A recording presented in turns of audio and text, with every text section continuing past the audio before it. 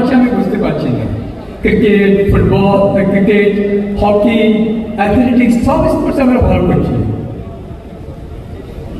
আমি মনে করি कि আমরা सब लोग मिलिए कोच, इन्वेस्टर्स, हमारे प्लेयर्स, एक्स प्लेयर्स सब मिलिए একটু চেষ্টা করে ইস্ট বেঙ্গল আইপিএল কিরকম ভালো করবে।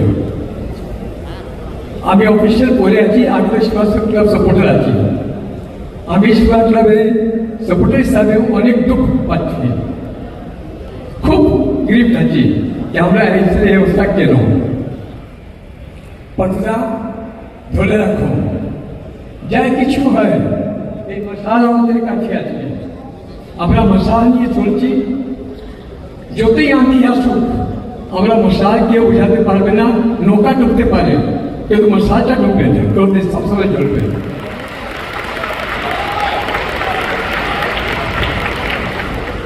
এই মশালকে নিয়ে আমি সব সাপোর্টার ক্লাব মেম্বারকে বলতে চাইছি যে আগে বছর আমরা আইসা জিতবো, এটা হতেই পারে না আইসা জিতবো না।